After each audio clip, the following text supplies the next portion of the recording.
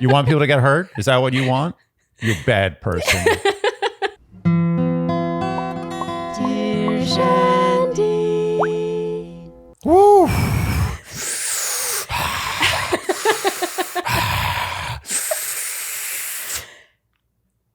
Okay. Welcome back to another Dear Shandy Bachelorette's recap. Andy, it might be the last time. I think it's the last time I will say Bachelorette's recap. I hope. We hope. We can all pray. The world hopes. The world hopes. This was a rough season. It was bad. Yeah, it was not good. And it's almost like the show in the very last few seconds was like, we know. But we'll get to that. Yeah. Do we have any housekeeping before we get recapping? I don't believe so. Oh, one thing I do want to mention is you may have noticed that these 2 weeks scheduling was a little different than usual. If you're wondering why that was, you should definitely be following us on Instagram because we do share stories with schedule changes. So if in the future you're like, I want to make sure my Dear Shandy recap comes out on time. Yeah, you're like calling your shrink. You're like, it's not out yet. What's happening to the world? Yeah, if you follow us at Dear Shandy, there are stories that can just sort of keep you abreast of such things. Oh, and that's actually especially relevant given in October we'll be in Colorado for an opera. Mile High. Yeah, and so there might be some scheduling stuff. So, okay, are we ready to get started, Andy? There's a lot. I know. Andy's been hyping himself up all morning. The finale kicks off with the dark studio. It's all dark. The audience is in the dark. It's just Jesse alone, who straight up addresses all the rumors, I guess, about Tino. Honestly, I'm so not in the rumor mill. I didn't even know this. Yeah. He basically spoiled what would have been a really surprise ending for me. Oh, yeah, me too. Yeah. Like he assumed that we all read all the like Bachelor rumor rags. Honestly, the extent to which I know stuff is Dave Neal's thumbnails on YouTube. I love me some Dave Neal, and I do like to keep on top of certain stuff, but not when it's like specific to the season we're watching, because I don't like watching and recapping and knowing spoilers. And so I only like vaguely knew about some girlfriend of Erich's or whatever. I did not know about Tino. It's amazing. It says something about media today that it's a given that we all know these things that like 20, 30 years ago, nobody would have known. Yeah, except us. Except us. We're the old fogies who just like don't know what's going on ever. Because we have day jobs, okay? I mean, I think a day job isn't the only thing that precludes you going around the internet looking for Bachelor rumors. I was surprised they did this, honestly. I do think the Tino stuff would have been all the more shocking had they not sort of spoiled it at the very beginning. But, I guess agree. I think we're in the minority, so we'll just leave it at that. So Jesse says there's been more scandal and betrayal than true love, which, of course, the powers that be are so upset about. And that happily ever after seems a million miles away. Jesse says, though, that there's hope. Maybe Tino's indiscretions were a momentary lapse in judgment. And maybe Erich can explain away the damning texts sent to his girlfriend just days before exiting the limo on night one. Okay, he says, are you ready? And they cue the lights, and suddenly the crowd starts cheering. Yay! Okay, so Jesse now welcomes out the Bachelorettes. He asks how they're feeling, and the ladies express being beyond ready to get this show on the road. I think we can all agree with that. They are speaking for us. Yes. So there's a lot of talk and build up, and we finally pick back up where we left off last week with Gabby's meltdown. We hear her say, I can talk to him one last time, and we can see. I'm reminded once again of what happened last week when she was like, no, I don't want to pressure anyone into anything. It just felt like she was talking to a producer who was like trying to. I think we called this. I think we should give ourselves credit because this was all nothing. This was nothing and everything was fine. Yeah. Yeah. It was edited funny for a reason because they needed to turn it into a valid cliffhanger, something that they could hang their hat on. I didn't want to say I told you so, but this was really... As you would call it, Andy, a nothing burger. Indeed. Yeah, there are a few nothing burgers. With cheese. Wait, what? With cheese. With cheese? A nothing burger with cheese. Why does it's more nothing. Oh, actually, that would make it something. Yeah, I was going to say. So it's a nothing burger without any. Yeah, a nothing burger has no trimmings. Exactly. A nothing burger almost doesn't even have a bun. A nothing burger actually is nothing. You just call it a burger to make it more interesting than nothing. So Gabby returns to Erich now on his balcony and says, be honest with me. He says if they ended right now, he would be destroyed. He's fallen in love with her and wants to be with her. He says he wants this to work, and then they touch foreheads. Touching foreheads is big cute. with cats, you know. Really? Yeah, that's a sign of real affection. When they rub their forehead against you. Oh, that's so cute. Yeah, they're basically saying like we're family. Yeah. Cats do a lot of cute things. You know, I didn't appreciate cats until I met you. That makes me very happy. I can admit it. There's a lot to appreciate, but you know what? The difference between cats and dogs is with dogs, you don't have to be a genius to appreciate a dog. A dog is just jumping on you, licking your face. It's pretty obvious. With a cat, you actually have to do some work. Yeah. And it's a little more nuance. Yeah. But when you do get that love, I feel, and believe me, I love dogs. I fawn over dogs in the street all the time. Owners often don't want me to do it. I don't care. I just like, you brought the dog out on the street.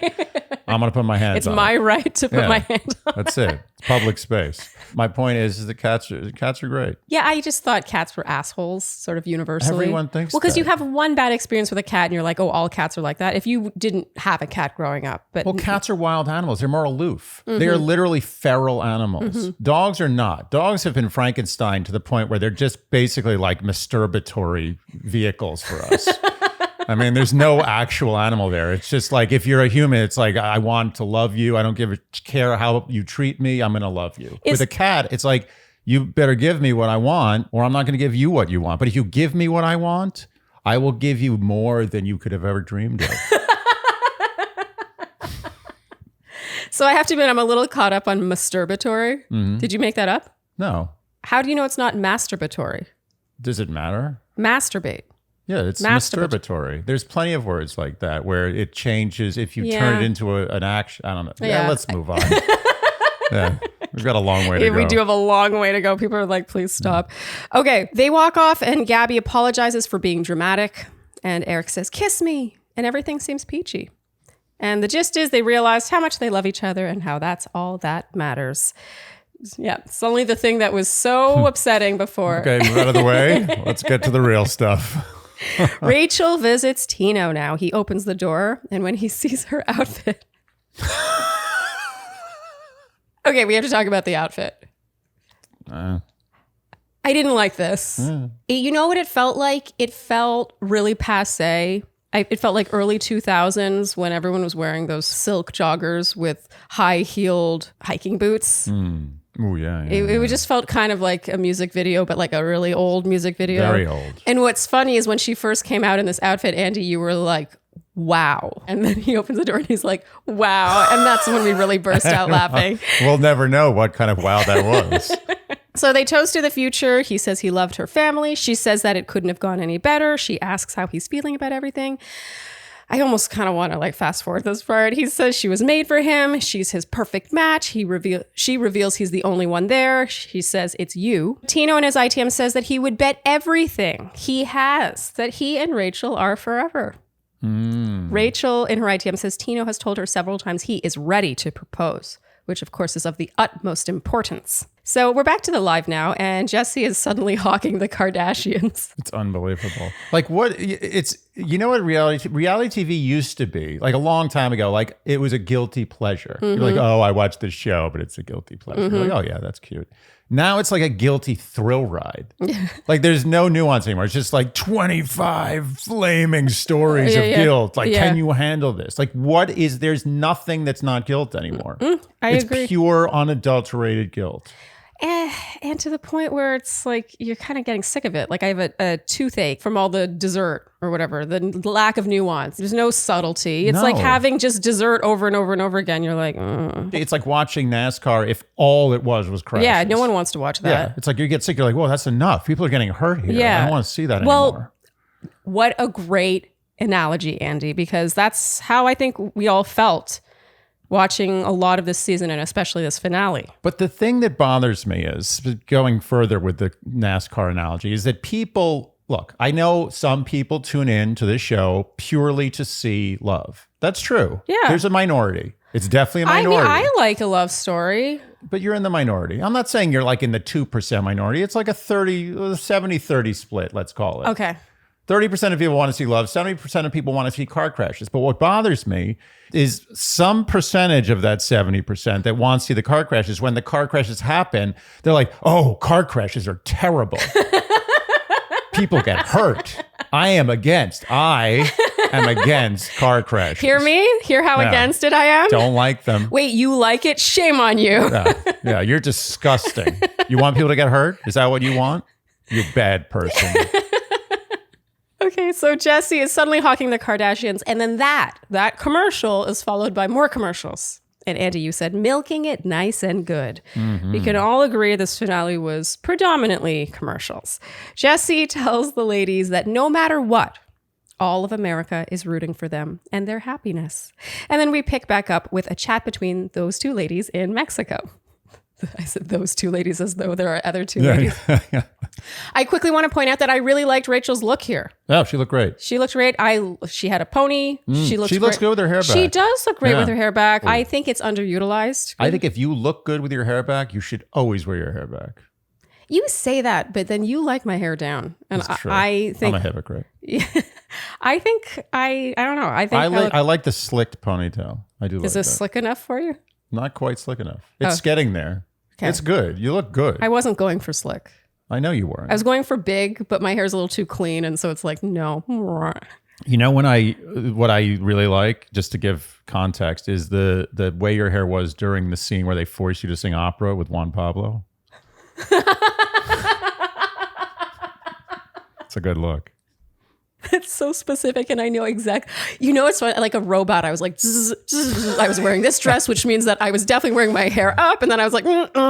I feel like you know what shoes and stockings you were wearing that day. I was not wearing stockings, but yeah. The stockings a thing people wear now? They're tights. Tights, okay. Yeah. Stockings from like old school. Yeah, no one says stockings anymore. Okay, so Rachel says it's Tino, and he tells her he loves her every 5 seconds, which she likes. Yeah, he's so selfless and giving and funny. She says he's her perfect match. And Gabby, meanwhile, says, well, for me, it's Erich. He has fought for her over and over again. And Rachel asks if he's ready to propose. And Gabby says no, but she's hopeful. They're tearfully gushing about how happy they are, about their dream guys, and Rachel says, it worked somehow. Dun, dun, dun. Sad. It is sad. She was really happy in the scene. It is sad, now that we know what happened. I think she was genuinely excited. So now it's the next day. Rachel just talks about how happy she is as she heads to the proposal site in her white gown. And she says he has never given her any reason to doubt him. She says she's so in love with him, there's no one else for her. Tino arrives, and Rachel goes first here. She says his charm and humor, everything about him is undeniable. She's never met anyone like him. She's never been happier. She's madly in love with him, etc. I wrote. Tino says he knows she's been blindsided in the past, and the last thing he'd ever want to do is break her heart. But there's something he's got to say. ... I swear they tell them to do this. Of course. Still annoying. He says, there's something I need to say, though, ... This is never going away. Tino says the night they met, she made him feel so calm and confident. And now, again, he feels so confident. He's not the most spiritual person, but this experience has made him believe in fate. And she makes him feel like the center of the universe. This is as real as it can be. He wants to dedicate the rest of his life to making her feel cherished and loved the way she deserves. There's really only one more question to ask. And so he proposes now, and the ring is a huge emerald solitaire with a skinny gold band. I would like to point something out here. You... My protective husband. I am not saying this. I treat you like an equal. I don't give you credit you don't deserve, and I don't discredit you when you don't deserve it. Maybe I may actually discredit you more than I credit you. But for stupid things. Anyway, my point is that Sharleen invented the skinny gold band solitaire, they call that? Solitaire ring. I am telling you right now, and it's documented because there was some a news article that talked about some nice rings that people gave, celebrities gave that year. And yours was one of them. I am telling you, this was 2015. Show me one skinny gold solitaire engagement ring that was mainstream. Don't say, I have a friend in, Barcelona who gave his cousin. No, I don't want to hear that. That would be weird if you married his cousin. That was a bad example. So my point is you invented that. She did it. She was the one. Everyone copied her. I want it to be known. I It's okay. But I'm right. Well, I just know that what I wanted didn't exist, and I designed it at the jeweler, and he was like, it's not possible. You cannot have a diamond that big on a band that's skinny. And I was like, make it work. It was literally like that engineer in Star Trek. It's like, I'm giving it all she's got. I'm not kidding. He was literally just standing there. He's like, I can't make the band any skinnier. Yeah. The diamond will fall off. He's in tears. Well, you forced him to do it. And that's what you got. And everyone copied you. Everybody, you know who you are. You copied Sharleen. And if you don't know that you copied Sharleen, you copied someone who copied Sharleen. Oh, Andy, that's so sweet. It's so cute that you get like that. This is not the first time you've done this. You've started things. I'm telling you, I know this sounds crazy. I know I sound like a crazy husband, but I'm not that crazy husband. I'm crazy in other ways, not in this way. I don't give credit where it's not due. Okay. She invented the skinny gold band ring, period. End of story. Let's commence the recap. Thank you, Andy. Okay. Rachel cries and says this is the happiest moment in her entire life. And I wrote, I want this to work so bad. She genuinely looks sublimely happy as they leave on horseback. And now we get our first word watch, Andy. Exciting already. Sometimes, I told you. Yeah, sometimes. They called me mad. Sometimes Finger doesn't get anything. But in this case, Jesse says in the live, you were just glowing. That beautiful Neil Lane ring on your finger. Jesse says he noticed Rachel couldn't even really watch. He asks her to bring everyone up to date. So now Rachel says that every emotion was real. It was great for a while. And after you leave, there are natural growing pains with being long distance and getting to know each other. She says they went through a difficult time, especially around the period of the premiere. They kept coming back to the period of the premiere. It's like this, the premiere week. I say that 10 times. The period of the premiere, the period of the premiere, the period of the premiere. Is that what you meant? Yeah. Oh, you did it. That was a good job. Thought that would be harder. You're much better at that than me. You have other strengths. Thank you. Like being funny. She says she's not perfect. She owns that. But he wasn't as supportive as she would have hoped.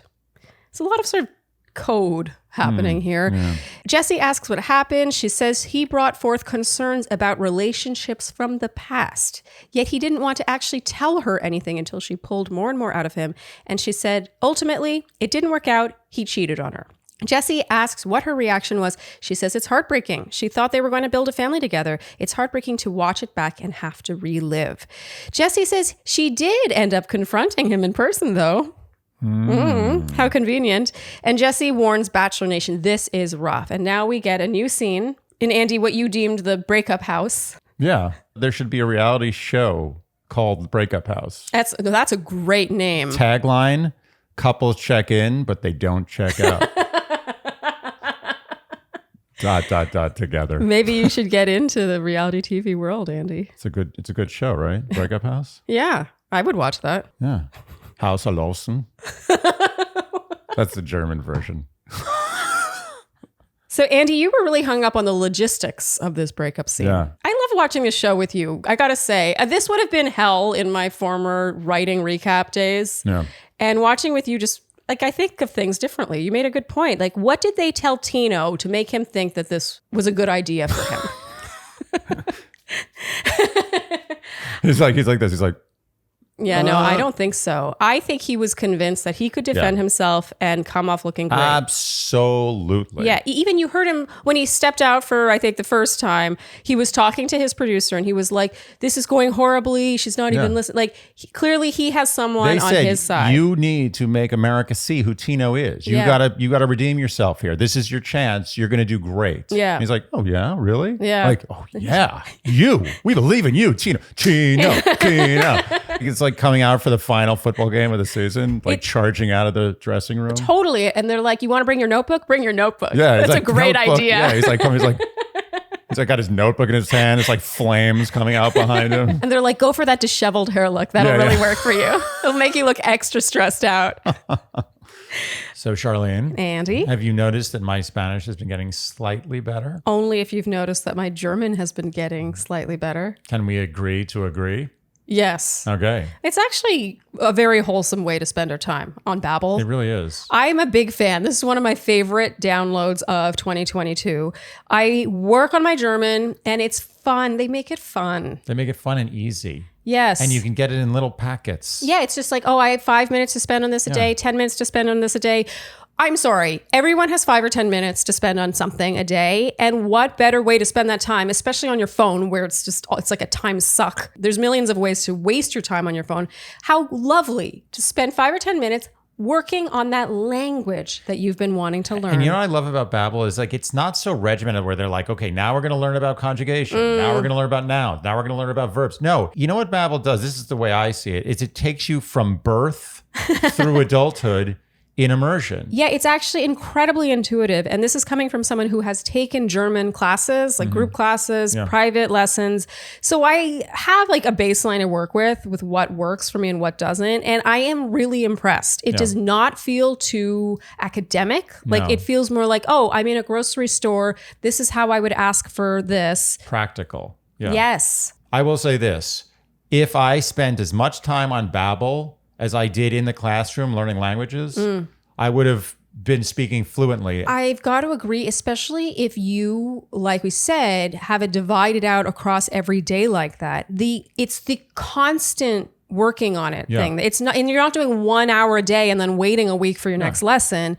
When you go at it a little bit every day, it gets better. It gets ingrained better. I'm sorry, it just does. And it's fun. Because you're constantly winning. You always win. Every time you win. Yeah, no, it's true. And even when you get it wrong, it's like, it's encouraging. Like, try it again. Oh, I got it right. I win again. And with Babbel, you have 14 languages to choose from. And their speech recognition technology helps you improve your pronunciation and accent. An underappreciated aspect of language learning. So right now, get up to 55% off your subscription when you go to Babbel, that's spelled BABBEL.com/dearshandy. That's Babbel.com/dearshandy for up to 55% off your subscription. Babbel, language for life. Andy, I like your new haircut. Oh, I thank you. I actually got a slightly different style for this one. I really broke out. Yeah. It took a little bit more off the side. Yeah, living on the edge. But I will tell you this. I have always had a slight phobia of going, well, not always. In recent years, as I've gotten older, I have a phobia of going to the barber because I always feel like when he cuts my hair off one day, I'm gonna be like, oh, I'm like bald everywhere.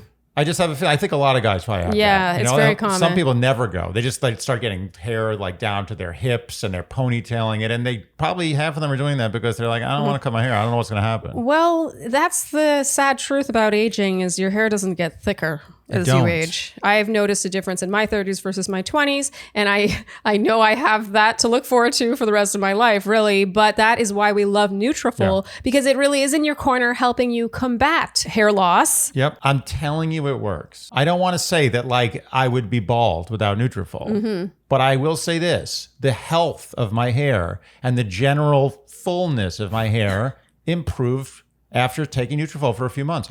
I know it did. Yeah, I'm in the same boat. For me, I can just tell by my ponytail. I don't know. You got a ponytail. It's like it can be this big, it can be this big, it can be this big. And my ponytail was starting to feel a little, I don't know, a little thinner. Like you could be one of those acrobats where they like literally spin around like by their hair.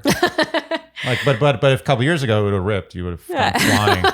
That hurt real bad. That sounds horrible. Oh, God. And if you have stress about losing hair, it reduces the stress, which is a vicious cycle. Well, that's a great point because Nutrafol supports hair growth by targeting the 5 root causes of hair thinning. And those are stress, hormones, environment, nutrition, and metabolism. So you can grow thicker, healthier hair and support our show by going to Nutrafol.com and entering promo code Shandy to save $15 off your first month's subscription. This is their best offer anywhere, and it's only available to U.S. customers for a limited time. Plus free shipping on every order. Get $15 off at Nutrafol.com. Spelled Nutrafol.com, promo code Shandy. So Rachel in her ITM says this will be the first time she speaks with Tino since he told her he cheated on her. Gabby visits her now. And we immediately see a shot of Gabby's ring. There's a lot of spoilers within this finale. Yeah. Gabby says Rachel isn't wearing her ring. How is she feeling? And Rachel says she can't believe they're having this conversation. It's so far off what they thought his character was. And the only thing Tino seems to care about is how he looks. He says he regrets telling her. Rachel says you can't be forgiven when you're not sorry for what you did. And he only seemed to care about protecting his image. Gabby says she thinks he's going to come and say that they were on a break, which I think is astute of her to point out. And Rachel confirms they were never on a break. They never called off the engagement. And Gabby says that Rachel owes it to herself to be honest about what she feels and fuck him. So Tino now arrives with his trusty notebook in hand. That's going to really help him too. It's a good thing you brought that. Yeah, definitely going to make him look great. Yeah. That list of things, his grievances. You might as well have brought a dildo. The same usefulness. As he walked in, Andy, you said he looks happy. You said he looked like a cartoon, stressed out version of himself. He's like the Simpsons version of Tino that's just been through a terrible ordeal. Oh, or like on Family Guy, Stewie, when they show stressed out Stewie, he's suddenly just got under eye circles and like one of his hairs is like errant. It's the best. Cartoons are the best. They are, yeah. They get it across. It really sums it up. They figured out how to portray emotion very simply. It's good stuff. Andy, you were deeply amused by this whole scene with the cameras. You just thought it was funny. Yeah. I guess because, you've seen glimpses of these scenes here and there, but I don't feel like you've ever watched one from beginning to end, having seen the entire season. And you just felt it was so staged. It was totally staged. Yeah. And they were getting exactly what they wanted, let's be honest. That was the one thing that I felt kind of like both of them, both Rachel and Tino, I'm like, stop giving them what they want. But it wasn't just Ray. I think the only person not in on this joke was Tino. I think everybody else knew it was going to go down. Right down to, well, we'll get to it, but the mic drop ring handing back. Like I just thought the whole thing was choreographed. Rachel was never, he could have come with literally, like Shakespeare himself could have written the greatest apology that man has ever heard. And she would have still been like, here's the ring. Well, you're making a good point. I think that Tino could have done everything right, and I still think the outcome would have been the same. He happened to do a few things wrong. Yeah. And ended up in the same place he would have. Yeah. It's like one of those, it's like a pinball machine. Eventually the ball goes in the hole. It doesn't matter. You can score 1,000,000 points or 0. It's going in the hole. Yeah. Or like a choose your own adventure book where he took like the longer, more complicated and more traumatic and more humiliating and certainly more villainous route, but it ended up the same. Pinball. Yours was better. Okay, so Tino asks Rachel if she wants to go first. And she's like, excuse me? Oh man, it's such a disaster. And she's like, excuse me, you want me to go first? Yeah, that was like, a bad call. Oh, terrible call. Oh my God. It was one of those like starts, in a run where it's like he goes right before the gun, the flag, whatever it is that makes people start. Yeah, he just messed up from the onset. Yeah, and he's like, oh, I should go first. Yeah. He says he messed up and kissed another girl, and it was a tiny thing. And while everyone looks horrified, Andy, you were like, that's it? I thought he fucked someone. Yeah. I guess I also thought that just based on everything. This is the thing. If this was some big global event, everyone's talking about Tino cheating on Rachel, this big thing, you want there to be a good, solid cheat. Well, I mean, the fact that he said it was a tiny thing, he's not totally off base because in this realm of cheating, that's the lowest cheating you can do. Yes, but I think it's not his. It's so tough. Like, no, he shouldn't have said it. No, exactly, because he is, as she said later on, he's minimizing it. But it's like almost like taking a girl out for a really nice first. You take her to like a lavish restaurant. You have a helicopter ride above the city. Yeah, you buy her like a necklace. Like, and and like at the end of the day, you're like, I'm pretty rich. I mean. Wait, how is that what that means? Because he shouldn't have pointed out that it was a tiny thing. Oh, you think he should have shown that? Yeah, it's shown. Yeah. Yeah. No, that's a good point. Yeah, wow, that did not land with me. That analogy was too far out there. Yeah, but, no, I understand now. You're making a good point. He can say it meant nothing to him.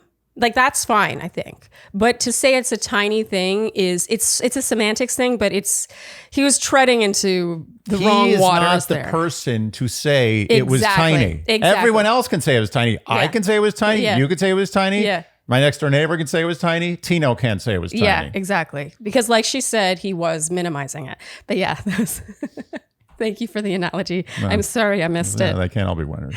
So Tino's like, well, what do you want me to explain? And she says everything. And so Tino says there was a girl.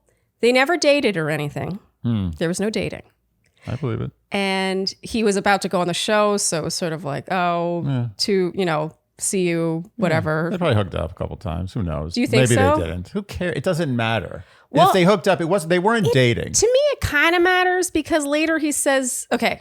Maybe they hooked up. Maybe they didn't. In the end, to me, it doesn't really matter. To me, the reason why it matters to me is because he then says that after the show, they ran into each other at a bar and then there was a lot to catch up on. And I'm like, well, if she was just some girl in passing who you never even dated, then how much could there have been for you to catch up on? I'm guessing they had a little thingy. They had, it was certainly romantic, casual, but yeah. like just a friend with benefit-y kind of situation. I think it would have been smarter if he said that they had kind of dated. I agree. I think to warrant the catching up. This is one of those things where you come totally clean, yes. and you just mea culpa, and you just leave it there. Oh, he was not. That's not his strength. His execution was poor, very poor. Tino says she said stuff that was hurtful, so he wrote it down. He wrote down things that she had said to him, and I didn't. Always works. Every time you write down things a girlfriend said to you and then throw them back at them, it always works every time. Things that Never fails. He felt was hurtful. It's like, I said that. You're right. Okay, you win. Yeah, this was a bad move. And she says he has to provide context if he's going to pull this stuff out and use it against her. And she says she was going through her own hard time, and he knows those things that she said had nothing to do with him or their relationship. So he's kind of insinuating that she wanted to give the ring back. She wanted to her thing was, I guess, if we're broken up, then... That was a good secret burp, Andy. Thank you. Why do you have to? I got away with it. And you didn't. You're a bad partner in crime. I'm sorry. I got away with it. I gave it away. Pretty much, yeah. She, I guess, said that if they were broken up by the finale, she wasn't going to wear her ring. It was an odd exchange. It kind of sounded like she was hell-bent on being really honest and not protecting either of his image, certainly. And then he was kind of twisting that to sound like she was doubting the relationship or something. The thing is, this is what I have to ask myself, or this is what Tino should have asked himself.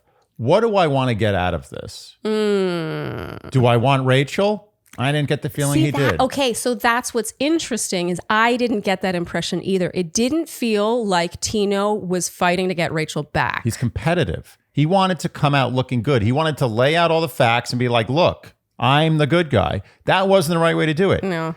If he wanted to really get Rachel back, he should have just had a full falling on his sword, like, I'm the bad guy. I love you so much. I fucked up. Like, please forgive me. If he wanted to look good for America, he should have done falling on his sword. I fucked up, mea culpa, all my fault. Yeah. The strategy he took was a no-win strategy. He wasn't going to convince Rachel that she did something wrong based on the circumstance. He wasn't going to convince America that he was a good guy by throwing it back on Rachel. And he certainly wasn't going to... What was the third thing? There's a third thing that would have been said with the same I kind do of wonder if his production team or his producer, whoever was on his side and who convinced him to come and do this, was like, you need to defend yourself. If you explain this, maybe she'll take you back. Maybe she'll understand. It'll make you look better in the end. And that was just misguided advice. Yeah, you had to really, as much as the urge is to defend yourself and to lay the facts out there, this is one of those situations where you have to take the high road, or whatever road you call it. Yeah. Total falling on sword. It's the low road, really, yeah. Or the high road, it's both, I suppose. You are literally doing a full, like, swan dive right onto a sword.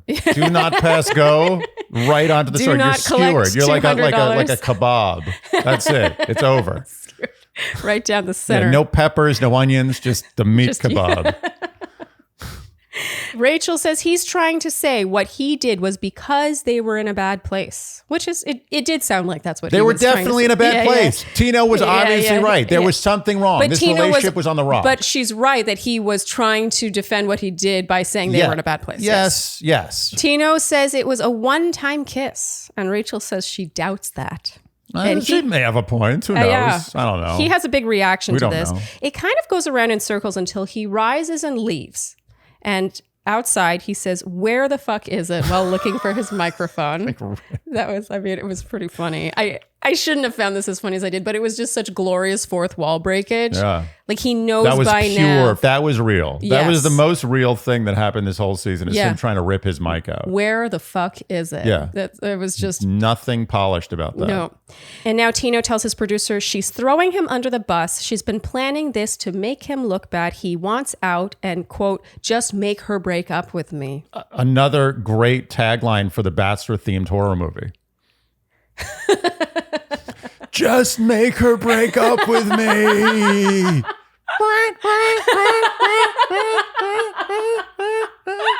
Bachelor, the horror story. Coming soon. Oh my God, that could totally work. It totally does work. Just make her break up with me. You can't escape. They won't break up with you. They'll just make you continue to apologize until you kill yourself. So Tino returns finally and asks, what did Rachel want out of this? She says she wants answers she feels she deserves. And while I believe she believes that she just wanted answers here, to me it felt like more than wanting answers. It felt borderline like public flogging. It was absolutely a public flogging. And I think that's, honestly, there's no judgment here. No, and because he did a shitty thing. Right to want it. I'm not judging her. I'm just saying that her objective here was a public flogging and a mic drop ring giving back. That's what I think she was in for here. There was no way she was forgiving him. I guess the wanting of answers thing, here's the thing is like she seemed really focused on answers, like the why of it. But then when he would try to give the why of it, which was like we were in a bad place, blah, blah, blah, anything that's not just I made a horrible mistake and I'm a terrible person, she's like, how is there a why for this? How can you explain this? Like, this doesn't make sense to me. Do you know what I mean? Like, there was sort of this like circular argument going around. He was on the and rack. around. She was just turning the rack. Yeah. There was no... A lot of skewered meat analogies today, Andy. Yeah. Well, the rack is less meat. That's more just about pain. Oh, you know what the rack is? I was thinking like a meat, like at a No, shawarma place. It's not I was thinking like meat. Nah, I can't let her get away with that. It's not really a meat thing. It's you're basically tied to a wheel. In the Middle Ages, they had too much time on their hand to think about this stuff. It was unbelievable. But you're tied to a wheel and they slowly like turn these ropes that are attached to your hands and your feet. And so you're basically being like cooked. No, you keep doing no, there's no fire. This is not a cooking thing. There's no meat involved. But there is a lot of joint and bone crunching that sounds agony. awful. It's a horrible thing. They're just Middle Ages. I mean, Yeah, it's rough. Was anyone winning back then? Did No. anyone really say like, you know what? This was a great life. No. From beginning to end, I really had a time of my life. I always think about how all they had to drink was ale. Ale. Can you imagine? They must have had headaches 24/7. Like you're like dehydrated. You have like the worst diarrhea, which probably I'm sure back then like diarrhea was like every other day. They're like, oh, how's your diarrhea today? Oh, it's not bad. Medium diarrhea. Like that's every day. And then like what do you get to rehydrate yourself? Oh, some ale. A tankard of ale. Yeah. Nothing like that hydrating ale. Really quenches that thirst. Horrible time. What was a good day in the Middle Ages? Just a nice prance in a field. The fields were better then. Much cleaner air. It was the air was amazingly clean. Yeah. As But clean I as don't it's think been. people had time to go frolic in fields because they were too busy just trying to Just drudgery. survive. Yeah. Maybe having a child and seeing a child look at you for the first time and saying like, "Oh, I love you," like that was maybe nice. But they didn't have time for that either. There's probably like the king was looking to bang his wife. You know, God. prima nocte. It's a horrible time. Well, they were probably just looking at that kid, like, stop smiling at me and grow up quickly enough that you can start working for me. Yeah. Exactly. Why are you not working? You're 6 months old. When I was 6 months old, I was on my third job. Oh man, tangents today. Okay, so Rachel says this shatters everything that Tino promised her. He's turning this around on her. Tino says he thought they were pretty much done. Yeah. And at the time, he tried to forgive himself and bury it and not get in her hair about something so tiny. He didn't want to pile it on her. And she reacts big time to this. She's appalled. She says, do you hear this coming out of your mouth right now? She comes at him for minimizing it, which we talked about earlier, and I agree with her. Yeah. It's not his place to be like, it's tiny. It's not a big deal. Again. You're overreacting. Tino Kebab. That's all he should have done. Yeah. Tino says he's confused and he excuses himself yet again. He's actually horrible under pressure. Horrible. And again, in the live thing, like he's not good at sort of just... But he's also not good at losing. You can tell he really likes winning and he's not good at the losing It's part. a terrible combination because... Again, what he should have just done was apologized. That's it. And moved on. There was not really any other path. And it doesn't matter whether he's right or wrong. It's not that situation. Well, because what he did... It's not a court. This is not a trial. Okay, like, we're in America, and cheating is one of the worst things you can do in this country. Yeah. And therefore, even if some of his arguments are valid and did play a role in his mindset, and maybe he did kiss this girl or was kissed by this girl because he was like, well, my relationship's fucked. You know, let's be honest, a lot of cheating does come from that kind of mindset. Absolutely. But it's not an argument he should have used. No, on whether national Tino television is right or wrong, we will reserve judgment. However, there was one thing to do, which is clear, full apology. Yeah. Meanwhile, Rachel says she can't do this. How can they have a conversation if he just keeps leaving? She finds him outside now. He's on his phone and has his shirt ripped open, and he's ripped off his mic because he's talking on this phone and we can't hear what he's saying. He's taking selfies for his girlfriend. So look how ripped I am. My pecs got big. Rachel finds him and he says, "Why'd you come out?" And she says, "Don't you think I'm owed an answer for why you did what you did?" See, that's the thing. Okay, I know I'm waffling, but I'm going back and forth here. But don't you think I'm owed an answer for why you did what you did? And then later at the live, when he says, "I'm just trying to explain why I did what I did," she's like, "But there is no why." It's a public flogging with no escape. Yeah. And again, we're like, I agree he did a shitty thing, but it did feel like there was no winning here. She's punishing him publicly. That's what's happening. There is no why. She herself says there is no why. And here she says she wants an explanation why. So I'm just being the reporter here. This is all, I'm just reporting the evidence that we're given here. So they go back inside, and inside she just stares at him, and Tino says he does love her. He says they can make it through this. He says he'll spend the rest of his life making it up to her, and that she's all he wants.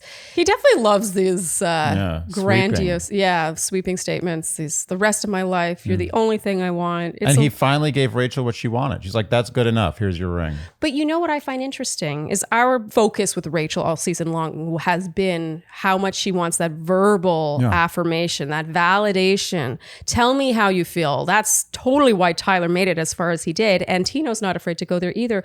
But I really feel in this scene, and in this finale in general, you really see the flaw in valuing that. Yeah. What does it mean? Who gives a shit? Show. It's all show. Yeah. Tell means nothing. Yeah. It's nice. Yeah. It's nice to have show and tell. That's the goal. Yeah. So Rachel finally stands. She says she's done. She holds the ring and says it meant a lot to her and she wanted to do it one time. He took that away from her. Then he says, don't give up. And she still gives back the ring. And so he says then, he switches gears really quickly. You deserve someone amazing who doesn't do this. That could have been me and I let you down. I'm really sorry. And now he leaves, never looks back, and there's no exit interview or anything. It was in this moment that I was like, okay, he didn't really want to try to get her back. No. I think that he was trying to say what he needed to say to salvage the situation, salvage his image, whatever. Maybe he would try to make it work for a little while longer. But the fact that she gave back the ring and he wasn't like, please, like, I can't lose you. You're the most important thing. Absolutely. I would have never given up. I would have been groveling. They would have been like all-time Guinness Book of World Record groveling if I really wanted Rachel back. What was the calculus on both sides? The calculus on Tino's side was, I want to look good to the public. The calculus on Rachel's side was, I want to publicly humiliate Tino. Well, I don't know if she wanted to publicly humiliate him. I think she saw it more as this like rah, I am a strong woman who's defending herself. That kind of moment. Yeah. But also Rachel, let's not pretend Rachel doesn't care about how she looks too. Yeah. And I think part of the reason why she even wanted that rah moment is because she also cares how people perceive her. No, well, you're right. It was a combination of, girl, hear me roar. Wait, what? I am woman, hear me roar. Sorry. Girl, hear me roar.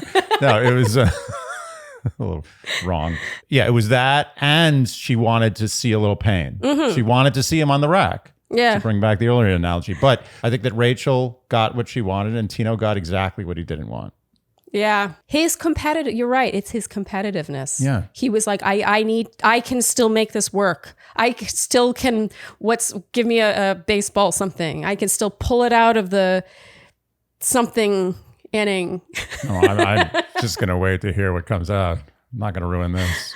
There's some like last ditch effort. I compare it sort of to Mike Tyson, because Mike Tyson was this fearsome.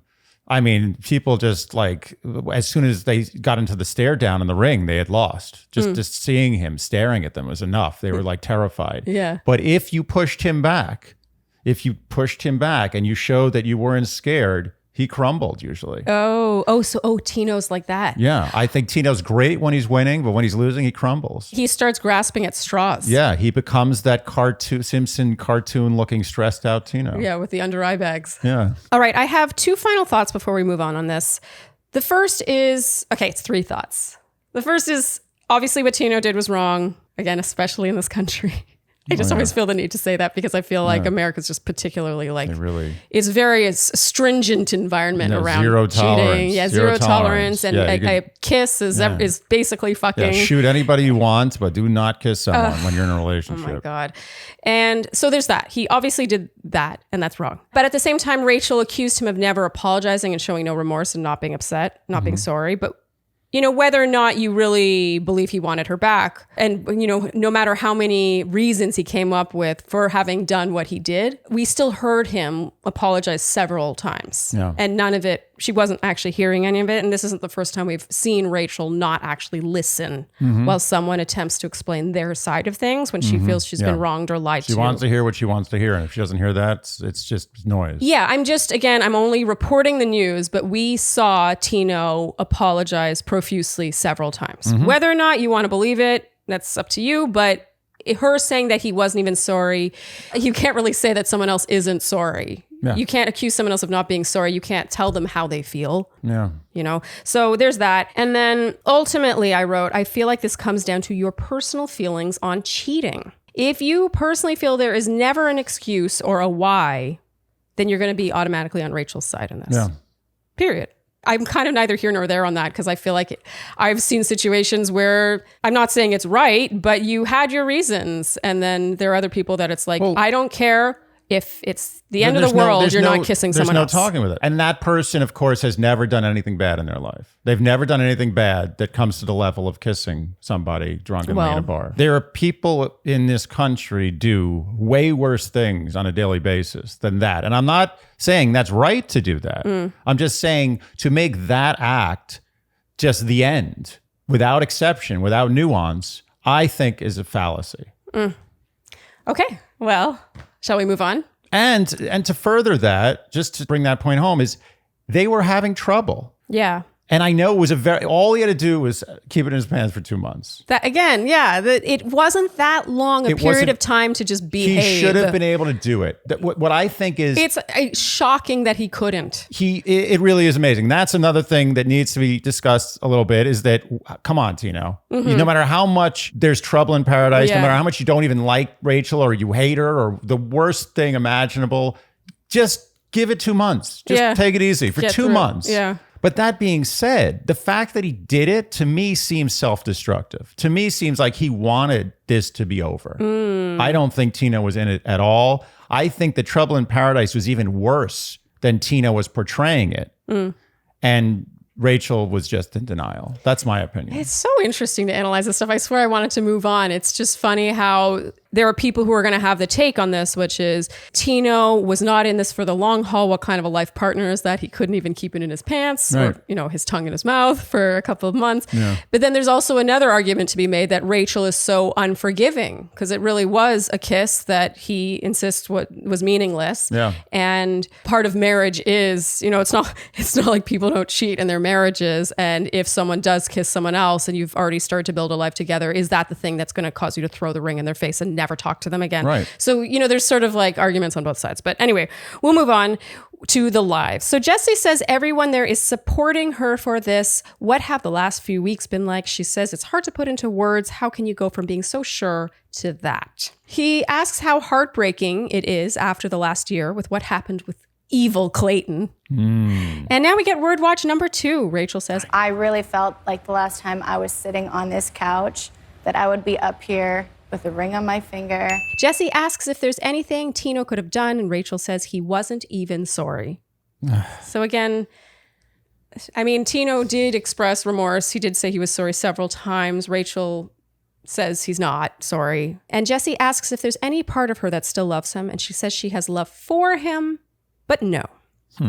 And Jesse asks Big Tony how difficult it was to watch. Of course, Big Tony says, yes, it was difficult. Jesse asks Caitlin her thoughts, and she says that she feels like everyone saw 8 different sides of Tino, which I don't totally disagree with, actually. No. And now Rachel reveals Tino sent a letter apologizing profusely. Again, despite her saying that he's never said he's sorry. Verbally, text, in writing. Yeah. Okay, Jesse says Tino is there. Andy, you said this will not go well. And you were not wrong, because now Tino arrives to the tune of 2 people clapping and a whole lot of booing. Andy, you thought he looked like Justin Trudeau. He did. Yeah. Got very heavy Trudeau vibes. Yeah. Just Tino Trudeau. Oh, you like that? That was good, Andy. Oh, thanks. Tino apologizes profusely and says he never wanted anything. He said to come off like he was putting it on her. And she's like, came off as if? Or was it you completely putting it on me? He says he was trying to provide context. He was trying to provide a why. And she says, how is there a why? And again, I'm just talking about specifics here. Earlier, she said, don't you think I deserve an explanation why? He says he wishes everyone got to see the love story they lived. She was amazing to him. He'll always appreciate her. She didn't deserve what he did. And I wrote, this is where it should end. But no. Fine. Black and white. If only. Tino says things got tough. They were both going through tough times when they started getting into conversations like her saying, I can't love you anymore. And then she challenges this and says he's projecting this onto her again with no context. She says they both said things on that couch in the breakup house, some of which were cut. Ooh. And so it's fucked up for him to air it and try to use it against her. I mean, I don't even know what to say about this. We don't have the evidence. We don't have any information. Yeah, I hate it when people do that, though. Yeah. When you have a thing that you reveal about yourself or whatever, and then they use it out of context against you. Like, that's one of my biggest social If she's peeves. right, he's a dick. Yeah. If he's right, then he's right. I don't know what to say. Anyway, Tino says he's just trying to explain the headspace he was in, and he let his ego and his insecurities get in the way. And she keeps saying they were never on a break. So basically, there is no excuse. They were never on a break. You don't cheat. We weren't on a break. So again, this comes back to what I said, which is if you think cheating is always cheating and it's black and white, you never do it, it's wrong, then there's no that's conversation. her take on it. Yeah. I guarantee you Rachel has never cheated on anyone before. I think you're right. It's unspeakable to her. Yeah, it's There's unspeakable. no shade of gray here. Yes. It's just cheating or no cheating. Yeah, and basically it could have been sex. It's the same level of cheating. Doesn't matter. It seems like it's the same level of cheating. I honestly think he might as well have, because he got treated like he had sex with her. Okay, so the former bachelorettes now, so Michelle, Becca, and Caitlin are in the audience gesturing stop. My favorite was Becca was like, it was funny. I get that he wanted to defend himself, but it was no point because she wasn't even listening to the defense. Like you said, I mean, we're just repeating ourselves. Tino skewer? What was it called? Tino skewer. No, it wasn't a skewer. It was a Tino kebab. Oh, Tino kebab. Good short-term memory. Okay, so Tino keeps going. He keeps explaining himself. She shuts him down. There's no excuse. He broke her heart. She can't make sense of this. He says something about her saying she was going to give the ring back. He thought it was over. It doesn't excuse his actions. And I wrote, okay, I give up. I'm not taking notes anymore. You did actually say that. I did write that. I put it in bold. And finally, Rachel says what he did was inexcusable, and Jesse raps at long last. I mean, there just came a point where Pointless. I value my time and energy too much to continue taking notes. It was the same thing. Believe it or not, as long-winded as this sounds, this went on for longer. And there was no difference. What's amazing is usually like when there's some time has passed in the live show, the lead will be like, you know what? Yeah. It's fine. No. Don't worry about it. Go live your life. I'll live mine. We're good. Yeah. But she was just never going to give an inch. Yeah. And he was never going to stop being like, I'm so sorry, but... So that just kept going around in circles. Okay, so Jesse reveals there's someone else who demanded the chance to talk with her. Andy's face palming over here. So Aven comes out now and the crowd goes wild. Oh, your puppy got ran over by a car? Here's a new puppy. You like this puppy? It's cuter than the old one. So Rachel is glowing when she sees him, and Aven asks if she wants to go catch up And she says she'd love nothing more. Meanwhile, Tino looks like he just wants to get off that stage so badly. Oh, poor guy. I mean, at this point, he's become a martyr. Well, he's been martyred. At this this is point. it's so funny. This show cannot help itself. This is what happens over and over and over again. So first they made Rachel a martyr. Yeah. Right. So Yep. there were several scenes where people were like, oh, Rachel's kind of, but then it comes a point where everyone lays it on so thick and like hating on her that she becomes the martyr and you just feel bad for her like we did last week. And then it happened again with Tino here. It's like the public flogging. Okay, he did a shitty thing. And then to have Aven come out while Tino's still on the stage to whisk her off. It was sick. That was inappropriate. That was a true public execution. I really wish they wouldn't do this because they had their villain. Tino was their villain. He looked terrible. Let him off the stage and then bring Aven out. Instead, here we are feeling bad for Tino. They went too far. There were so many things wrong with this. Yeah. What does this do for like women empowerment? Oh my God. It's like, oh, you don't have a man? Yeah. Oh, here's a man. Yeah, Here's yeah. just like another man. It's so frustrating to watch. They need to slap this happy ending on, but you know what a happy ending isn't? Is a woman just being like, you know On what? her I'm own. going to be single for a while. I'm strong. Yeah. I'm Oh, good. no. We can't have that. We can't have that. We need Yeah. a happy ending. Just a happy fresh ending meat. is not a single woman. Yeah, get some fresh meat in. Yeah. We need a man to make this happy. How pathetic is that? And a man who was up until that point a villain, sort of. Yeah, borderline villainized by the same show. But Yeah. now he's not bad because he's there to replace the actual bad guy. It's and part of me feels like if it weren't for the humiliation, it was almost like a tag team wrestling thing. It was like he's like, sweet man, I'm tired. He just tagged him out. He's like, you take it, Aven. I'm good. It's yeah.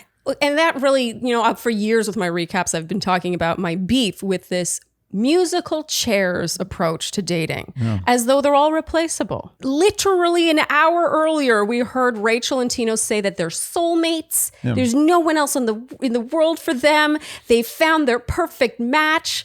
And then it's like, oh, that didn't work out. Well, I'll go for the next guy. Yeah. It's like, so how much stock should we put in all those flowery words? Well, it reminds me of my previous superhero analogy. Where like if anyone just has the same unbelievable superpowers, then no superhero is that much cooler than any other superhero.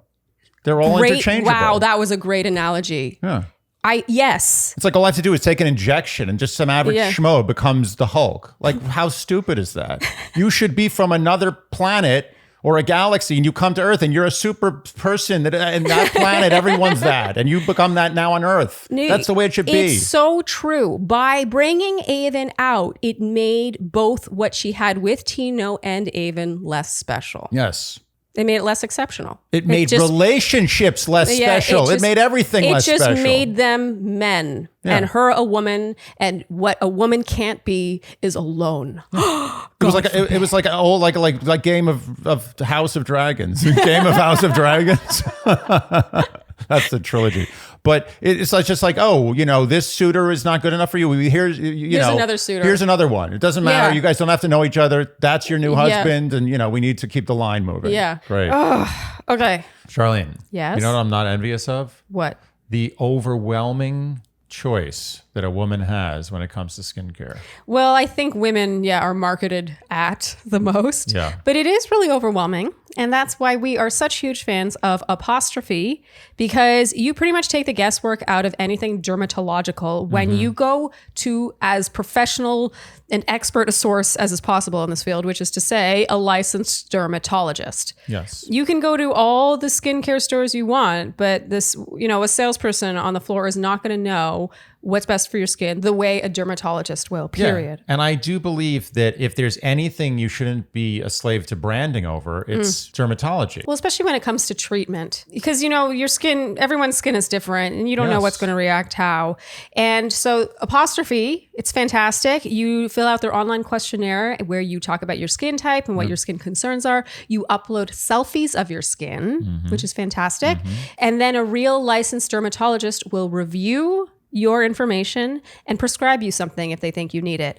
And that is really revolutionary in the world of skincare, because in the olden days, Yes, in days of yore, yes, you would get in your horse and buggy and make your way to the dermatological fair. yes, exactly. What a pain to go physically. Now you just do it all online and it gets delivered to your door. Prescription skincare, that stuff you cannot buy over the counter. You normally have to pay to see a we're not even talking about how you have to pay to see that dermatologist. We're just talking about the inconvenience of going. And the inconvenience of choice. I don't want to have to choose. Just I want it just to be given to me. Tell me what I need. Just tell me. Put it on my skin. Yes. And that's what apostrophe basically does. There's it's the closest thing to literally sitting on your couch and suddenly having creams fall into your skin. Into your pores. Yeah. So we have a special deal for our audience. Get your first visit with an apostrophe provider for only $5 when you go to apostrophe.com/Shandy and enter promo code Shandy. That is a savings of $15, and this code is only available to our listeners. To get started, just go to apostrophe.com/Shandy and click begin visit. Then use our code Shandy at sign up and you'll get your first visit for only $5. And we thank Apostrophe for sponsoring the podcast. So Andy, in this online world that we all live in currently, I mean, we're all in it. If you're listening to this podcast, you're in it right now.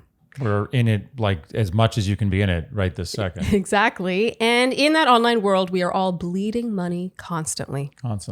And we are subscribed to many things right now that we either forgot we subscribed to, maybe it got renewed after a free trial and we didn't realize it. And let's be perfectly honest, or we're just too lazy to cancel them. Well, that's the thing, because oftentimes those subscriptions are like $3.99.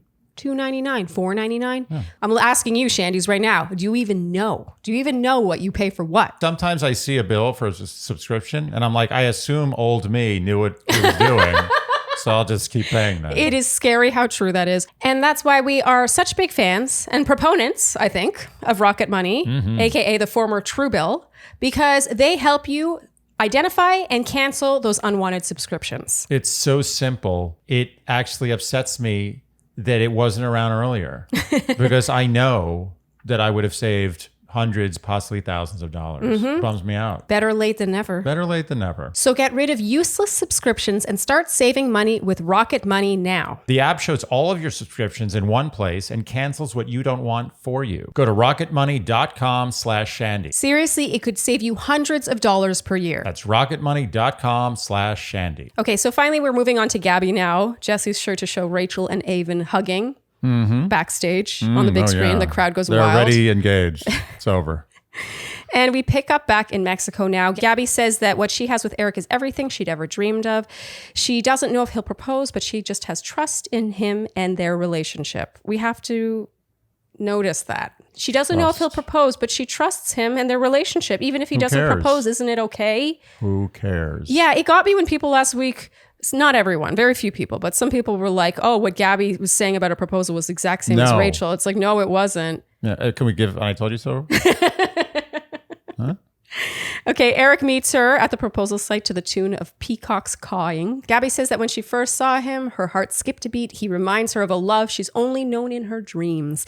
He loved her before she knew how to love herself. She loves him. He says the last time they saw each other was really hard. He didn't know if he could measure up to her expectation of him.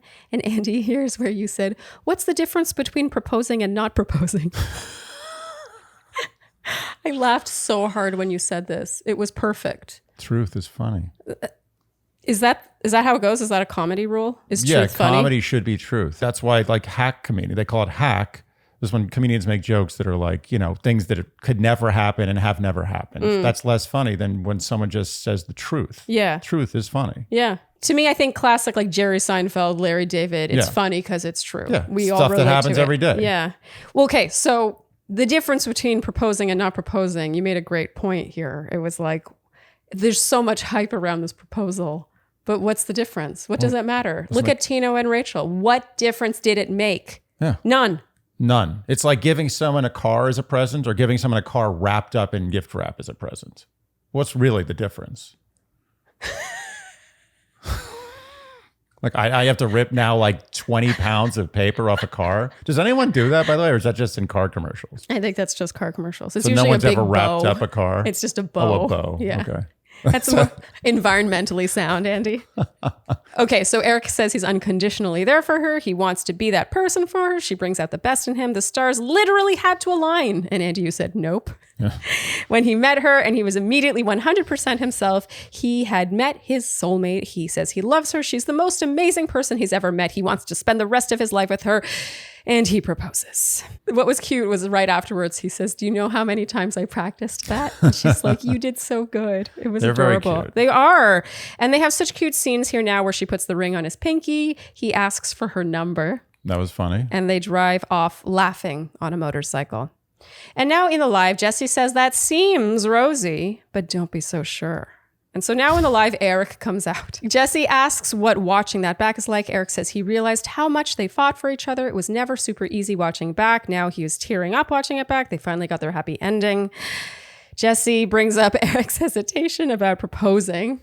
And Gabby says, yeah, what happened? That was so funny. Very. God, her comic She's timing. good. She's great. Also the lightness. Notice the lightness in their relationship. Yes. It's not all about how they feel about each other. It's like jokes. It's like ribbing each other. It's just light. It shows how confident she is in him and what they have, that she can be like, yeah, what happened? But that's the essence. I've thought about, I think about things too much. Yeah. But there's one thing I've thought about is why do like guy friends constantly insulting each other? Yeah. It's like the language. Like I go out with my guy friends, half of the things we say is making fun of somebody at the table. But it shows that you have affection for each other. Yeah. It's like I do this with you too. Mm-hmm. It shows the confidence you have. It's basically like an animalistic way of expressing how much confidence I have in this relationship that I'm going to say something really mean to you. And you're going to know that that's the opposite of how I feel. Yeah. And it also shows confidence in yourself that you don't take it personally. Yeah, you have confidence in yourself and in the relationship you have with the person who is making fun of you. Right. You're testing it. You're like literally taking a hammer to like the window of like a Tesla, like Elon Musk did. You know, he took the hammer to the window. Did he do that? It broke actually. It was in a trade show. It was bad. But that's what you're doing. You're like, look how strong my window is. I'm imagining Tino kissing that girl was him doing that. His relationship with Rachel was a Tesla. Yeah, he was Elon Musk. It's like, I think we can take this. Yeah. Oh, God. Oh, that's dark. Okay. So Gabby says, yeah, what happened? And Erich says, in that world, everything moves really quickly. They never had that conversation. He didn't want to assume anything. Emotions were running high. It was just sort of a disconnect, but he wanted it so badly. And now we end up talking about Grandpa John for a while. Jesse asks Aunt Julie what it's like having such a legend like Grandpa John in the family. And this is amazing. Andy rewound and rewatched this 6 times and videoed it on the 6th time. Mm-hmm. You said it was the funniest and most entertaining thing to happen in the whole season. It was. Hands down. She had been preparing that line for at least 72 hours before this. Okay, so Jesse says, what's it like having such a legend in the family? And he continues to say a couple of things. And she talks over him to say, he's hard to keep up with. And then the camera lingers on her while she's like awkwardly sitting there because she realizes that she timed her response wrong. And Andy, I've never seen you laugh so hard. 911, I'd like to report a terrible accident. It was just an absolute massacre. Yeah. It was just she was laid to waste. To me, this scene really pinpointed the difference in our humor. We have almost identical sense of humor, but you get off more on like cringe than I do. Mm-hmm.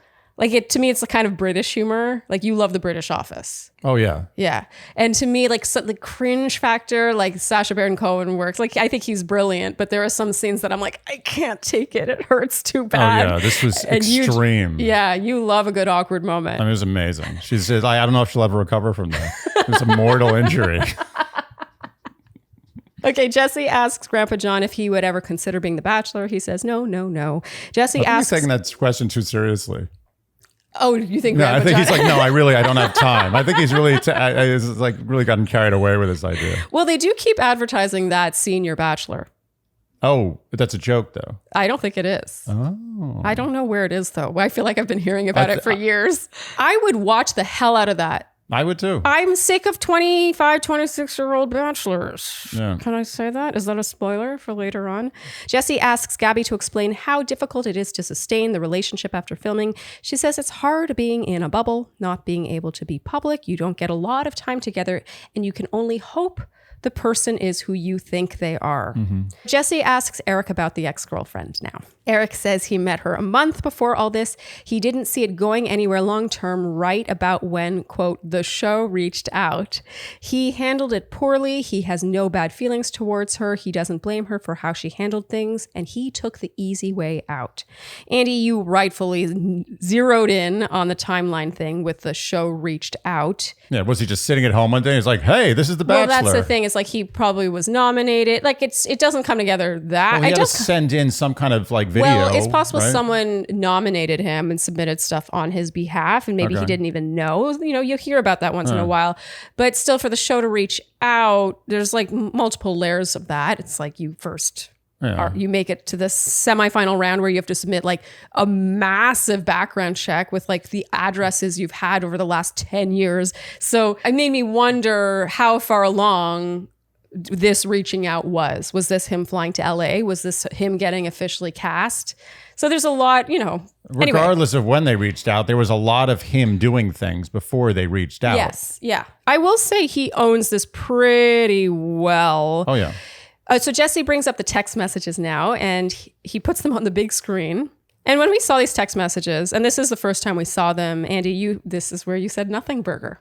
You called it a nothing burger. You thought the texts were meaningless. I'm sure that this same thing happens with like 20% of all Bachelor contestants. They just don't make it that far, and then they go back to their girlfriend. Well, it's true, or the quote unquote girlfriend. I don't know if they were. He made it sound like they weren't girlfriend boyfriend. Thing, yeah, or they don't go to Reality Steve or whatever. Right. I feel like this was definitely a very casual situation. Well, that's what he writes it off as. I don't get the feeling this was a serious relationship. Erich says he was taking the cowardly way out. He fully led on the girl. He was using the show as an excuse to not have that conversation. Now that's how you apologize. Yeah, he fell on the sword good and hard. Yeah. He says they were having fun, and he says he's a very unlikely person to be there on that show. He had only ever seen one episode. Meeting Gabby changed everything. He owns handling it poorly, and he loves Gabby with all his heart. That is an apology. I mean, here's the thing. I don't even know if it's the entire truth, but it was such a falling on the sword that it's okay. His character aside, execution 10. He might be lying more than Tino, but it doesn't even matter because he didn't come in with a but. Tino should take a lesson from that. Yes. Okay, so Jesse asks what toll this has taken on the relationship. Gabby says it's hard, and that Erich had told her about the texts way before they were leaked. So good communication there. He wasn't just thinking about himself, hoping he could skate by, but he was thinking about the two of them and their relationship. It's been hard, but their communication has gotten better. Gabby says that she's not saying Erich was right in his actions. He was kind of an asshole to the girl. Yeah. But she says the accountability is what means the most to her. The cover-up is worse than the crime. I feel that way about Tino. Yeah. Like, I really think that we were like, oh, he kissed someone, that's it. Yeah. But his whole you know, the way he kept being like, this is why, instead of realizing that her asking for why was just code for just fall on your sword. Yes. And also, like, we made the argument, it's black and white. You either think cheating is 100% bad, or you're like in the nuanced area. Yeah. And he knew that Rachel thought of cheating as 100% bad. She was in that camp. So he should have just played to that. You're like, this is no excuse for what I did. I might as well have killed somebody. So let me apologize as if I killed somebody. Yeah. No, totally. Okay, I feel like we've covered that enough. Sorry. Speaking of killing somebody. Valentine's Day Massacre. Okay, after the break, both bachelorettes are supposed to be there, but we're told that Rachel's off gallivanting with Aven. Yeah. So it's just Gabby there. She says the experience opened her up. She's excited to start building a life with Erich. They talk about Dancing with the Stars. And finally, we get our new Bachelor announcement. It is Zach. And while Zach was walking out, so it was official, there was no more questioning, Andy, you said, I still say the jury's out on that. I don't want to believe it. Andy, do you want to explain yourself? I mean, it's just extreme wishful thinking, I guess. That it was someone else. Yeah. So you would have been fine with anyone else. Yeah. And this is not, by the way, anti-Zach. No. Zach seems like a perfectly fine person. I just do not want to see a whole season of Zach. Can you be specific as to why? look, I don't want to malign the guy at all. He seems like a lovely guy. Mm-hmm. Not everyone is built to be on TV. And that's a credit to him to some degree. Yes. He's not good TV. No. He's extremely boring on TV. Yeah. He asked the girl later who he's meeting for the first time what she does for work. He has one thing to ask her. One thing. He asked her what she does for work on national TV. Oh, that's what got you? Is that he asked a girl what she did for work? No, I'm just saying that it's one example of that Zach doesn't give what we want. He may give what the small minority, the 10, 15%, just wants a nice guy who's looking for love and is not going to rock the boat in any way. Fine. But Zach is just, he's plain vanilla TV. He's a good guy in life. Fine. Good guy in life. TV, I don't want him on TV. Just because he's a good looking guy who doesn't say, controversial stuff doesn't make him good TV. Yeah. So we were not thrilled by this. We had heard rumors, but it was like, I guess I was in denial as well until it was official. It was funny that you were still in denial after it was official. It's clear who they're pandering to, what audience, like what percentage of the audience, I suppose, or what demographic. It's kind of frustrating. I feel like they're just not willing to step outside that box. They're not willing to try something new. It's clear that Zach will be their puppet. I'm sure he will be very agreeable. I'm sure they will find a way to villainize him in some way, the way they did with Rachel for a lot of the season, the way they did with Gabby for a bit of the season, the way they did with Clayton for most of his season. They'll find a way to make him look bad, or he's either going to look bad or be boring. It's literally going to be one or the other. I don't want to watch that. Those are not fun options. TV is supposed to be entertainment. I don't see any way this is not going to be boring. We're not even touching on the fact that he's just turned 26. Yeah. And I'm not saying you can't be ready to get married at 26. That's not my issue. It's that I don't want to watch a season full of people age 21 to 28 on TV. Like, it's way more interesting to me to watch some people who are 28 to 38. I agree. I don't think Zach's ready. He's not ready in many ways.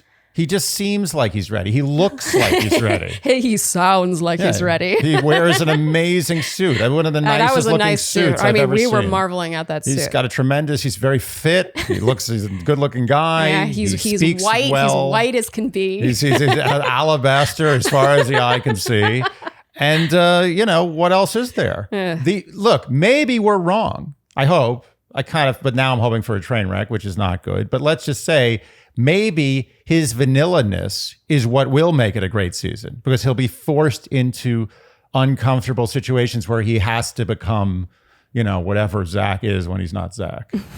What's funny is last year we were not thrilled with Clayton being crowned Bachelor, because we were like, we hardly know this guy. He didn't even make it very far. Like, why is he the Bachelor? Other than the fact that he's white and a football player. And what's funny is a year later, I even feel worse about Zach being crowned, because I feel like we've actually seen more of Zach because he made it further. Yeah. And I'm more concerned because of it. Well, we've seen more in time, but less in quality.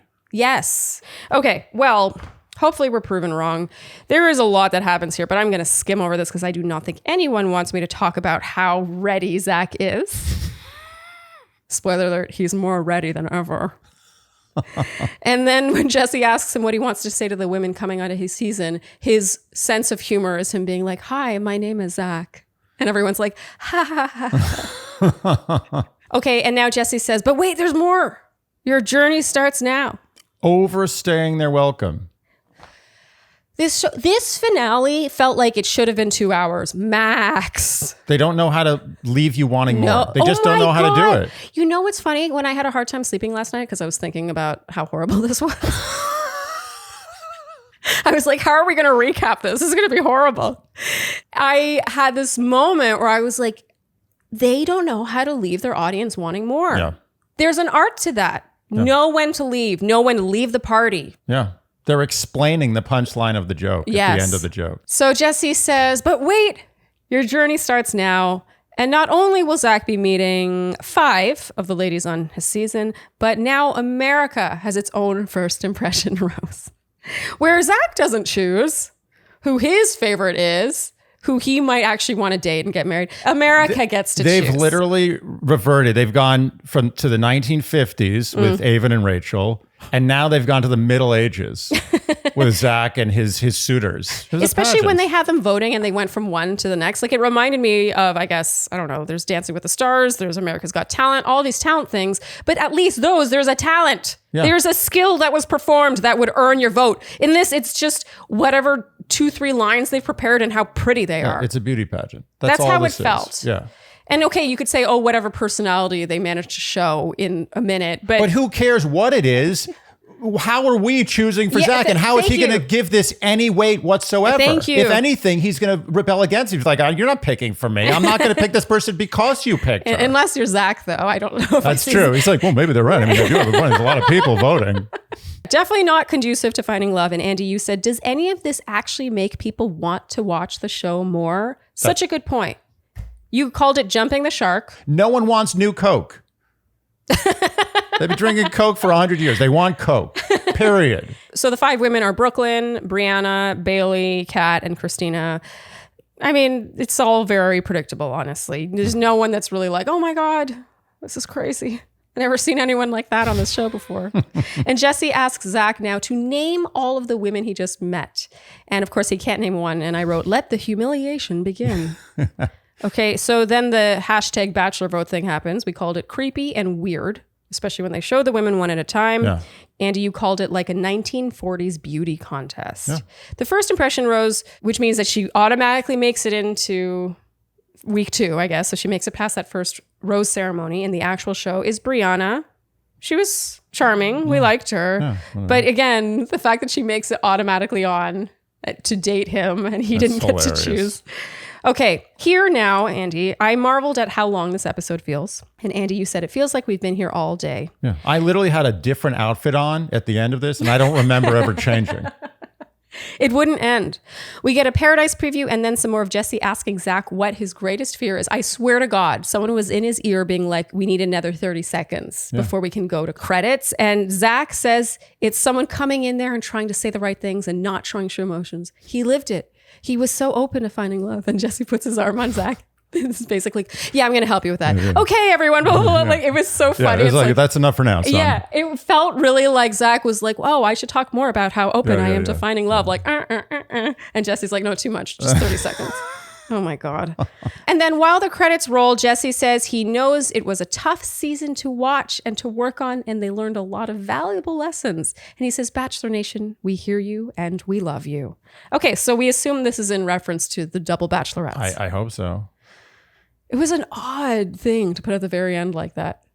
It's like we're gonna own it, but it's also gonna be in passing at the very end when you might miss it. I'm glad they said that, because I do assume it is the 2 bachelorettes. And I'm glad they're not going to do that again. I hope. Yeah. I don't ever want to see that again. Mm-hmm. Not with men, not with women, not with animals. I don't want to see it again. Okay, so finally we're at the end, Andy. The word watch for the word finger. There were 153 correct guesses. Mm-hmm. And our winner of $100 to Frankly Apparel goes to Jody Rogers. Congratulations. Very exciting.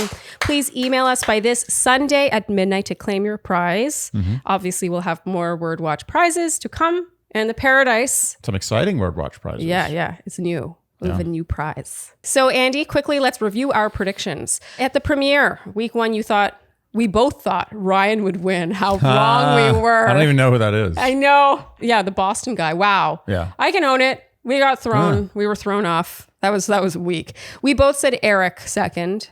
This is for Gabby, by the way. Yeah. Okay. And then... Thanks.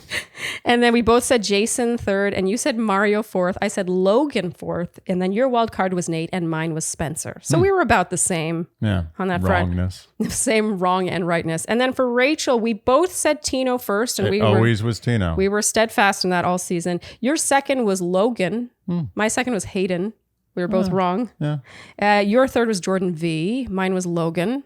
Jordan V. Oof. Yeah. That's a bad call. Well, he did get a 1-on-1. And then in fourth, you had Hayden. I had Zach. I'm pulling ahead there. Nice, yeah. And then your wild card was Aven.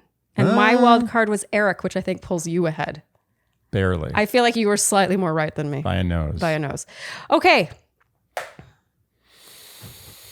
I feel like I've aged 5 years over the course of this season.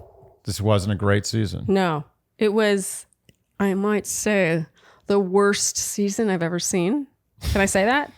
They should tease the next season like, and we're going to tell you right now, this will be the worst season you have ever seen.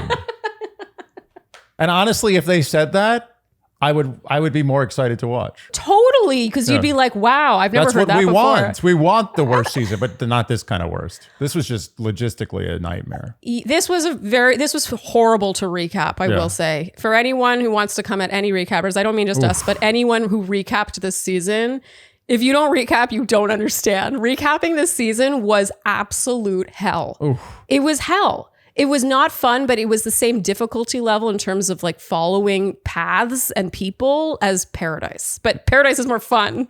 Yeah, it was walking and chewing gum. It was just too much. Yeah. By the way, is that difficult? Do they say walking and chewing gum? I always do this. But they do say walking and chewing gum. Who can't walk and chew gum at the same time? That is a saying. Yeah, it's usually an insult. It's to say you can't do two things at once. You can't even walk and chew gum. Everyone is that how it's said? Yeah. Oh, okay. But so you used it in the wrong way, but we knew what you meant. I think it's used a lot in the wrong way. It's like when people say for all intensive purposes. Ugh. I know, you just heard it. You know who you are. Stop saying intensive purposes. Okay. I think that's a wrap, Andy. Yep. Thank God. Let's wipe the slate clean. Just here. I'm burying. Yeah. Look, I'm just patting it and walking away in the night. If you enjoyed what you heard today, you know what we will ask of you, and that is to like, subscribe, hit the notification bell, follow us on Instagram and the TikTok, leave us Apple and Spotify podcast ratings and reviews, and generally do all of the things that you would do to support a podcast you enjoy. And that just slogs away on recapping such high-level television for you. That's right. And that's a wrap. Thank you so much for tuning in, and we will see you next week with Paradise, episode 1. Right away. Yeah. We're right into it. No break. And we're excited, let's be honest. I gotta say that they know how to hype you up because it was so bad that I was almost living for the Paradise previews. Sad. Thank you so much for tuning in, and we'll see you next time on Dear Shandy. Bye-bye. Dear Shandy.